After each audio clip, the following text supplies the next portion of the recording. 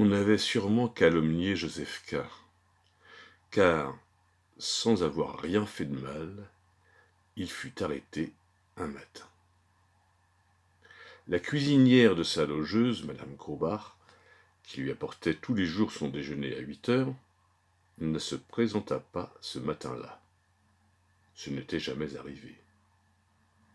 K attendit encore un instant, regarda du fond de son oreiller la vieille femme qui habitait en face de chez lui et qui l'observait avec une curiosité surprenante, puis, affamé et étonné tout à la fois, il sonna la bonne. À ce moment, on frappa à la porte et un homme entra qu'il n'avait encore jamais vu dans la maison. Ce personnage était svelte, mais bien bâti. Il portait un habit noir et collant, pourvu d'une ceinture et de toutes sortes de plis, de poches, de boucles et de boutons, qui donnaient à ce vêtement une apparence particulièrement pratique, sans qu'on pût cependant bien comprendre à quoi tout cela pouvait servir. « Qui êtes-vous » demanda K, en se dressant sur son séant. Mais l'homme passa sur la question, comme s'il était tout naturel qu'on le prît quand il venait, et se contenta de demander de son côté « Vous avez sonné ?»« Anna doit me porter le déjeuner, » dit K, essayant d'abord muettement de découvrir par déduction qui pouvait être ce monsieur. Mais l'autre ne s'attarda pas à se laisser examiner, il se retourna vers la porte et l'entr'ouvrit pour dire à quelqu'un qui devait se trouver juste derrière « Il veut qu'Anna lui apporte le déjeuner. » Un petit rire suivit dans la pièce voisine. À en juger d'après le bruit, il pouvait se faire qu'il y eût là plusieurs personnes. Bien que l'étranger n'eût pu apprendre de ce rire rien qu'il ne sût auparavant, il déclara « C'est impossible !» à K, sur un ton de commandement. « Voilà qui est fort !» répondit K, en sautant à bas de son lit pour enfiler son pantalon. « Je voudrais bien voir qui sont ces gens de la pièce à côté, et comment madame Grobart m'expliquera qu'elle puisse tolérer qu'on vienne me déranger de la sorte. » L'idée lui vint bien aussitôt qu'il n'eût pas dû parler ainsi à haute voix, car il avait l'air, en le faisant, de reconnaître en quelque sorte un droit de regard à l'étranger.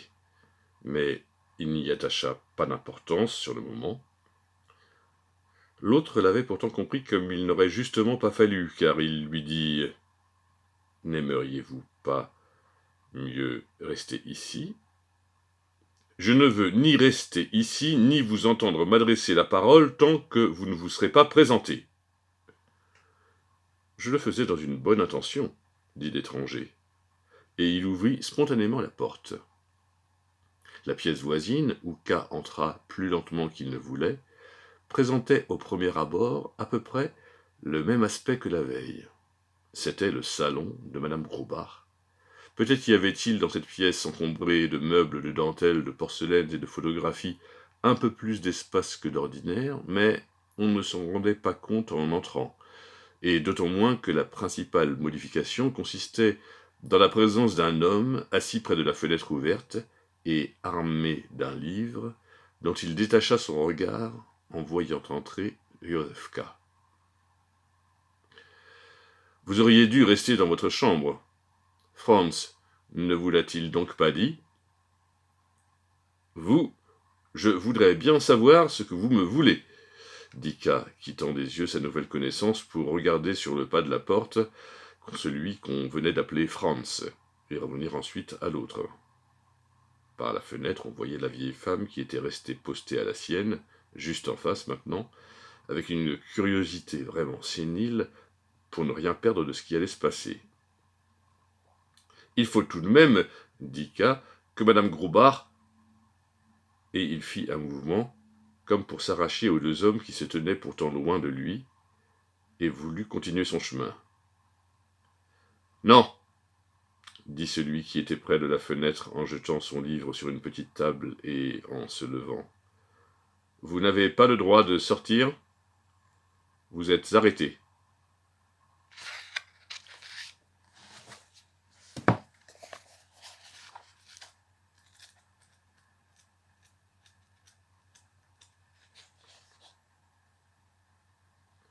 Jemand musste Josefka verleumdet haben, denn ohne dass er etwas Böses getan hätte, wurde er eines Morgens verhaftet.